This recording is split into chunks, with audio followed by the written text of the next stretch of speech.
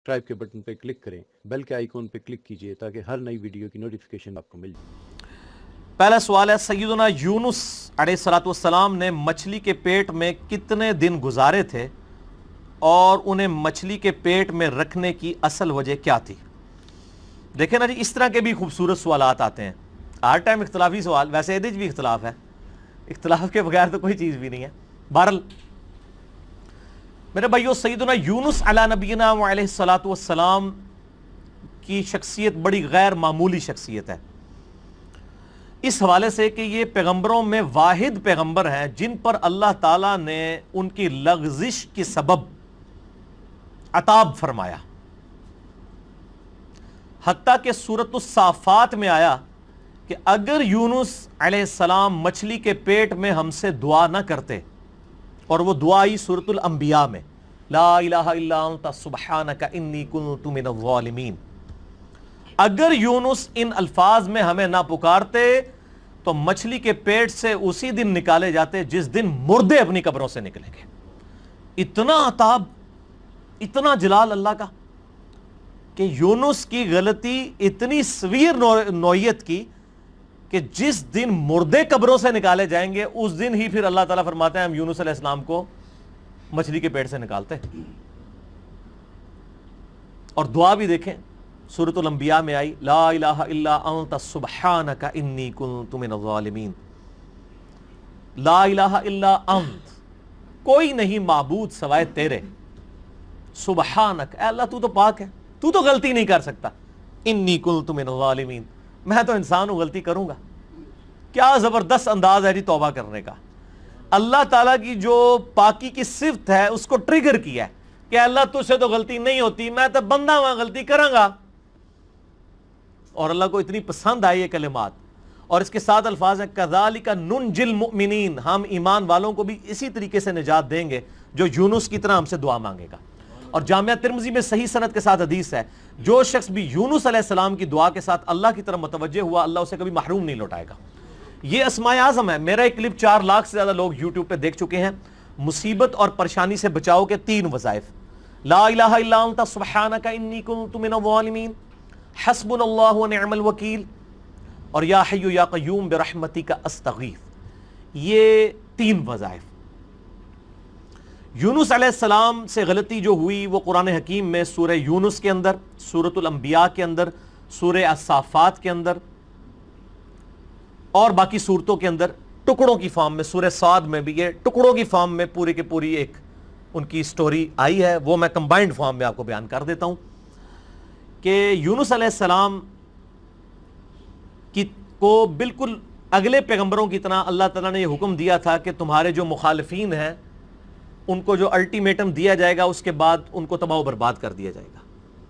लेकिन पैगंबर का यह काम होता है कि वो फाइनली अपना इलाका छोड़ने से पहले अल्लाह ताला की तरफ से जो प्रॉपर ऑफिशियल परमिशन है उसका इंतजार करता है, वही की फॉर्म में। फिर अल्लाह ताला हुक्म देता है, जिस तरह कि मूसा अलैहिस्सलाम को हुक्म हुआ कि रात के वक्त बनी इसराइल को लेकर निकलो, तो उस वही का इंतजार किया, रात के वक्त का इंतजार किया, लेके निकले, अल्लाह की ताईद हासिल हुई।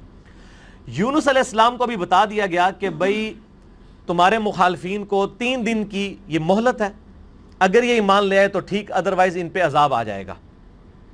अब जैसे ही वो 3 दिन पूरे हुए, कंप्लीशन के करीब थे, बजाय इसके कि यूनुस अलैहिस्सलाम अल्लाह की वही का इंतजार करते कि मुझे अब प्रॉपरली आखिरी 1 मिनट में भी तो आ सकती है ना वही, ये समझ लें थोड़ी देर पहले अपना इलाका छोड़ गए कि अब तो टाइम पूरा होने के करीब है, अब नजर भी आ रहे हैं कि अजाब इन पे आ जाएगा।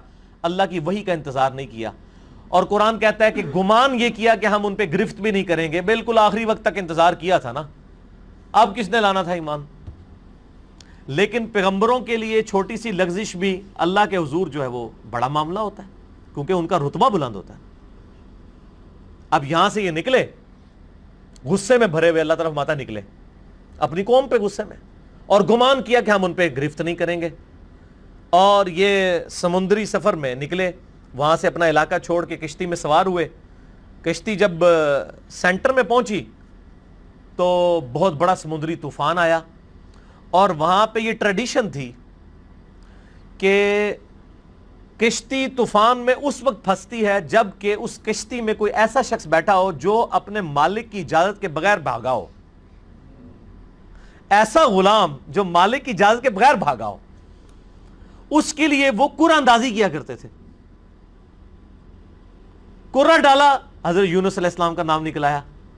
ظاہر ہے وہ بھی تو غلام تھے نا اپنے رب کے, بغیر اجازت کے نکلے ہوئے تھے. لوگوں نے کہا نہیں یونس علیہ السلام ہے, یہ تو نیک شریف آدمی ہے, اس نے تو لوگوں کو بھی نیکی کی طرف بلایا, دوبارہ قرآن ڈالا جائے. دوبارہ قرآن ڈالا, پھر یونس علیہ السلام کے نام نکلا. تیسری دفعہ ڈالا, پھر یونس علیہ السلام کے نام نکلا. اب لوگوں نے کہا جی ہماری مجبوری ہے. یونس علیہ السلام کو تو پتہ ہی تھا نا. انہوں نے کہا اب یہ آزمائش آ گئی میرے اوپر. ان کو پھینک دیا سمندر میں. قرآن کہتا ہے بڑی مچھلی نے ان کو نگل لیا.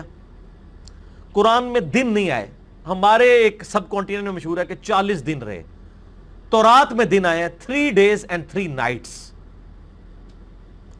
جونا علیہ السلام, جونا کہا جاتا ہے انگلش میں یونس کو. یونس علیہ السلام 3 دن اور 3 رات تک, یعنی کتنے بن گئے وہ 72 گھنٹے بن گئے. اتنی دیر مچھلی کے پیٹ میں رہے, 3 دن اور 3.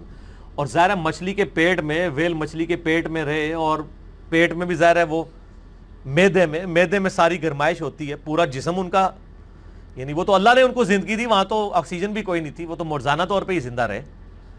بہرحال جسم پہ اثرات آئے ان کے, اور وہاں پہ انہوں نے پھر یہ دعا مانگی, لا الہ الا انت سبحانک انی کنت من الظالمین. بس یہ پڑھتے رہے. اللہ تعالیٰ ہے ہمیں اندھیروں میں اس نے پکارا, اور اللہ نے دیکھے ان اندھیروں میں بھی اپنے اس بندے کی ندا کو سنا.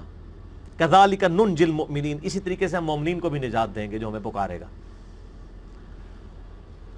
اور یہاں پہ وہ کہتے ہیں آیت کریمہ بڑا گرم ہوتا ہے جی, وضو کر کے بیٹھو, خوشبو لاؤ. حالانکہ جس شخص نے یہ پہلی دفعہ پڑھا ہے اس نے خوشبو والی جگہ پہ نہیں پڑھا. مچھلی کے تعفن والی سب سے زیادہ جگہ میدے ہی ہوتی ہے. میدے میں ہی سارا تعفن ہوتا ہے. یہ ڈکار آپ جتنے لیتے ہیں سب کچھ گیسیں ساری میدے میں ہی ہوتی ہیں. اللہ کے ذکر کے لیے کوئی پروٹوکول نہیں. صحیح مسلم میں حدیث ہے کہ نبی علیہ السلام حالت جنابت میں بھی اما عائشہ کہتی ہیں اللہ کو یاد کرتے تھے. اور جامعہ ترمذی اور ابو داؤد میں مولا علی علیہ السلام سے حدیث ہے کہ نبی علیہ السلام کو قرآن پڑھنے سے حالت جنابت کے علاوہ اور کوئی حالت مانے نہیں ہوتی تھی. قرآن کے لیے جنابت سے آزاد ہونا شرط ہے. بغیر وضو کے بھی قرآن پڑھ سکتے ہیں, اور باقی اذکار تو جنابت کی حالت میں بھی آپ پڑھ سکتے ہیں. قرآنی دعائیں بھی پڑھ سکتے ہیں قرآن کی نیت کے بغیر, جسٹ ذکر کے طور پہ, کیونکہ آپ جتنے ذکر کر رہے ہیں وہ تو بھی قرآن میں ہے نا. اللہ اکبر بھی تو قرآن کا حصہ ہے, سبحان اللہ بھی ذکر ہے, لیکن اس وقت آپ ذکر کی نیت سے نہیں بلکہ دعا کی نیت سے پڑھتے ہیں. ربنا آتینا فی الدنیا پڑھے, لا الہ الا انت سبحانک انی کنت من الظالمین بے شک پڑھے حالت جنابت میں. دروشی بھی پڑھے. ادھر مشہور کیا جی دروشی بھی مطلب بغیر وضو کے نہیں پڑھتا. یار آپ لوگوں نے کیا باتیں مشہور کی ہیں اللہ کے بندو, یہ ساری جذباتی ڈاکٹرائنز ہیں. ٹھیک ہے جی, دروشی پہ میرا مسئلہ نمبر 56. اور میں آپ کو بتاؤں یہ وہ ڈاکٹرائن ہے جو ہمارے علماء نے کتابوں میں بھی نہیں لکھی ہوئی, صرف عوام کو پٹیاں پڑھانے کے لیے. کچھ ایسے جھوٹ ہیں جو ان کو اتنی شرم آئی کہ کتابوں میں بھی نہیں ہے, صرف پبلک کو پٹی پڑھانے کے لیے. جیسے جی وہ بت رکھ کے آتے تھے اس لیے رفع الیدین ہوتا تھا. اب یہ اتنا بڑا جھوٹ تھا کہ کتاب میں نہیں لکھا انہوں نے. بہرحال یہ ان کی جو جعلی اور کمزور روایتیں ان سے زیادہ کارآمد ہے. عام آدمی کو یہی پتا ہے کہ جی وہ جی بت رکھ کے آتے سن, چل گیا, شڑول چھوڑی, شڑول چل گئی ہے, دوسری چیز نہیں چلی. اور پھر ہم بھی پھر اس کا جواب پھر شڑول سے ہی دیتے ہیں, اینٹی وینم پھکی الزامی جواب. اچھا ہم کہتے ہیں اچھا یار یہ منع ہو گیا تھے عید دی نماز پڑھی جائے کہتے ہاں تو عید ہی بار بار کر دو. آہو جی اسی تے سوچے ہی نہیں کدے. ہاں تو تہاڈی مولوی نے مت ماری ہے نا کہ اس دن جڑا بت رکھ کے آندے ہو تسی, عید والے دن بھی تو آپ کرتے ہیں, پھر وطر کا بھی کرتے ہیں. بہرحال میں ایک ضمن بات ذہن میں آ گئی چونکہ مجلس میں پھر اسی طرح گفتگو ہوتی ہے. اچھا تو یونس علیہ السلام کو اللہ تعالیٰ نے پھر نجات دی. پھر قرآن حکیم میں آتا ہے کہ مچھلی نے ان کو اگل دیا کنارے پہ. وہاں اللہ نے قرآن حکیم میں آتا ہے ان کے لیے کدو کی بیل اگا دی. ظاہر ہے کہ جسم پورا ایک وہ اثرات کی وجہ سے جسم کے اوپر نئی ایک کھال ان کی اگی, دوبارہ سے ان کے سارے معاملات ہوئے, اور اللہ تعالیٰ نے ان کو ایک نئی زندگی دی اور ان پہ عطا فرمایا. اس کے بعد معاف کر دیا. لیکن آپ دیکھیں کہ اس غلطی کا ایک تو عطاب یونس علیہ السلام پہ آیا, اور دوسرا اس کا کریڈٹ ان کی امت کو مل گیا. امت کو کریڈٹ مل گیا اس ڈیبٹ کا.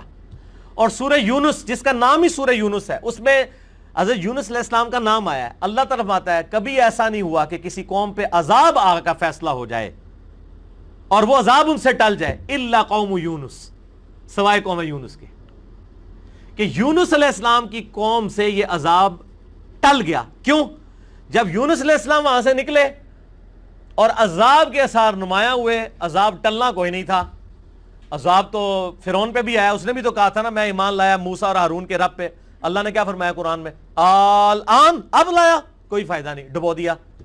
یہاں پہ بھی جب عذاب سامنے آیا نا, پوری قوم یونس تقریباً 1,00,000 اور اس سے چند زائد لوگ تھے, سارے کے سارے سجدے میں گر پڑے. انہوں نے کہا یا اللہ معاف کر دے, معاف کر دے, معاف. یونس علیہ السلام واپس قوم میں, قوم زندہ کی زندہ. اب یونس علیہ السلام کے لیے بھی ایک حیرانگی تھی, ایک پاسے میں بھی عذاب کٹیا, دوسرے پاسے قوم ہی بچ گئی ہے, تو میں اب ان کو کیا منہ دکھاؤں گا جا کے کہ میں ان کو تو الٹیمیٹم دے کے گیا تھا, میں اپنی بھی لغزش کے اوپر عذاب بھگت آیا ہوں اور یہ بھی بچ گئے ہوئے ہیں. لیکن ان کو پتہ ہی نہیں تھا, قوم تو ایمان لا چکی تھی, تو انہوں نے آتے ہی آپ کے ہاتھ میں بیعت کر لی. اللہ تعالیٰ نے حضرت یونس علیہ السلام کی اس لغزش کو کریڈٹ بنا دیا ان کی امت کے لیے بھی, یونس علیہ السلام کو بھی ایک آزمائش سے گزارا. اب یہاں پہ بڑی امپورٹنٹ بات میں آپ کو کروں, خصوصاً ہم مسلمانوں کے لیے. بخاری اور مسلم دونوں میں حدیث موجود ہے, ایک یہودی اور ایک مسلمان کا جھگڑا ہوا. باقی روایتوں میں آتا ہے کہ وہ مسلمان سیدنا ابوبکر صدیق تھے رضی اللہ تعالیٰ عنہ. یہودی نے کہہ دیا کہ اللہ تعالیٰ نے موسیٰ علیہ السلام کو تمام جہان والوں پر فضیلت دی. یہ بخاری مسلم دونوں میں حدیث ہے. مسلمان نے کہا اللہ تعالیٰ نے ہمارے نبی علیہ السلام کو تمام جہان والوں پر فضیلت دی. جھگڑا ہوا, مسلمان کو غصہ آیا, اس نے اس یہودی کو تھپڑ مار دیا. وہ یہودی اپنا مقدمہ لے کر نبی علیہ السلام کے پاس آیا. آپ صلی اللہ علیہ وآلہ وسلم نے اپنے صحابی کو ڈانٹا اور فرمایا مجھے یونس پہ بھی مت فضیلت دینا. اب آپ کو اس جملے کا سمجھ آئے گی کہ یونس وہ واحد نبی ہیں جن پہ عطاب ہوا ہے, اور بہت بڑے لیول کا عطاب دنیاوی اعتبار سے دیکھا جائے. تو مجھے اس کے مقابلے پر بھی فضیلت مت دینا, ایسی فضیلت ہے جس میں کسی دوسرے کو نیچا دکھایا جائے. اللہ کی قسم, قیامت والے دن جب اللہ تعالیٰ مخلوقات کو دوبارہ زندہ کرے گا, میں دیکھوں گا کہ مجھے جب اٹھایا جائے گا, حضرت موسیٰ علیہ السلام مجھ سے پہلے ہی اللہ کے عرش کا پایا تھامے میں کھڑے ہوں گے. یہ حضرت موسیٰ کی ایک جزوی فضیلت ہمارے نبی علیہ السلام کے اوپر بھی. نبی علیہ السلام فرماتے ہیں مجھے تو یہ نہیں پتا کہ ان پہ قیامت کی بے ہوشی طاری نہیں ہوئی, یا اللہ تعالیٰ نے انہیں مجھ سے پہلے زندہ کر لیا قیامت والے دن, یا اس بے ہوشی کے سبب جو دنیا میں اللہ کی تجلی کی وجہ سے بے ہوش ہوئے, اللہ تعالیٰ نے ان پہ قیامت کی بے ہوشی طاری نہیں کی ہے. جزوی فضیلت ہو سکتی ہے. بخاری میں حدیث ہے کہ قیامت والے دن سب کو برہنہ اٹھایا جائے گا, سب سے پہلے حضرت ابراہیم علیہ السلام کو لباس پہنایا جائے گا. اب یہ ابراہیم علیہ السلام کی جزوی فضیلت ہے تمام پیغمبروں پہ. حضرت عیسیٰ علیہ السلام کو بغیر باپ کے پیدا کیا, یہ ان کی جزوی فضیلت ہے. اور ایک اور فضیلت کہ عیسیٰ علیہ السلام آج تک زندہ ہے, ایک اور بڑی فضیلت. تو جزوی فضائل ایک پیغمبر کے دوسرے پہ ہو سکتے ہیں, کلی طور پہ فضائل نبی علیہ السلام کو حاصل ہیں. تلک الرسل فضلنا بعضهم علی بعض, وہ اللہ نے قرآن میں کہہ دیا کہ یہ رسول ہیں, بعض کو بعض پہ ہم نے فضیلت دی ہے, بعض کے ساتھ کلام کیا, بعض کے ہم نے اور درجات بلند کیے. موسیٰ علیہ السلام کو ہم نے معجزات دیے, عیسیٰ علیہ السلام کو معجزات دیے. بہرحال اس کی بنیاد پہ کسی نبی کی تنقیص نہیں ہونی چاہیے, ٹھیک ہے نا. تنقیص کا جب پہلو نکلے گا نا, کمپیریزن آپ شروع کر دیں گے, تو وہ پھر خطرناک معاملہ ہو جائے گا. اس معاملے میں آپ نے اوائڈ کرنا چاہیے. اس لیے میں بارہا کہتا ہوں, میں پرسنلی مجھے یہ سلام بڑا پسند ہے, مصطفیٰ جان رحمت پہ لاکھوں سلام, لیکن اس میں کچھ اشعار ایسے ہیں کہ جو ہمیں اس طرف شائبہ کروا دیتے ہیں کہ یہ گستاخانہ ہے. کس کو دیکھا یہ موسیٰ سے پوچھے کوئی, آنکھ والوں کی ہمت پہ لاکھوں سلام. یار حضرت ابوبکر صدیق جب یہودی کے ساتھ یہ معاملہ کر رہے ہیں تو نبی علیہ السلام نے ان کو ڈانٹ دیا ہے, اور آپ 1400 سال بعد آ کے کہہ رہے ہیں موسیٰ تو نہیں دیکھ سکے, ساڑھے نبی نے دیکھ لیا. آپ کے ساتھ بھی وہی کچھ ہوتا, بلکہ اس سے زیادہ ہوتا جو کہ اس مسلمان کے ساتھ ہوا تھا. اس لیے کہ آپ ایک غلط ٹریک کے اوپر چڑھ رہے ہیں, نبی علیہ السلام کی ذات کی ایک غلط تعریف بیان کر رہے ہیں. آپ ویسے بیان کریں کہ ہمارے نبی علیہ السلام نے خواب میں اللہ کی زیارت کی ہے, یہ ضرور بیان کریں, لیکن کمپیریزن نہ کریں. یہ والا جو معاملہ ہے, تو اسی کو کہا جاتا ہے تفضیل بین الرسل، تفضیل عربی میں کہیں گے. ایک رسول کو دوسرے پہ فضیلت دینا یہ جائز اور حلال ہے، قرآن نے بھی دی ہے. لیکن تفریق بین الرسل، رسولوں میں فرق کر دینا ایمان لانے کے اعتبار سے یا کسی کو اونچا نیچا دکھانے کے فور، یہ حرام ہے. تفضیل بین الرسل جائز ہے، تفریق بین الرسل حرام ہے. حضرت عیسیٰ علیہ السلام کا بھی گستاخ اتنا ہی بڑا گستاخ ہے جتنا ہمارے نبی علیہ السلام کا گستاخ ہے. ایک بندہ سارے پیغمبروں کو مانے، ہمارے نبی کو نہیں مانتا، وہ بھی کافر ہے. ایک بندہ ہمارے نبی کو مانتا ہے، سارے پیغمبروں کو مانتا ہے، حضرت موسیٰ علیہ السلام کو نہیں مانتا، وہ بھی کافر ہے. تو لا نفرق بین احد من رسلہ وقالوا سمعنا واطعنا غفرانک ربنا والیک المصیر. ٹھیک ہو گیا جی؟ اچھا جی، دوسرا سوال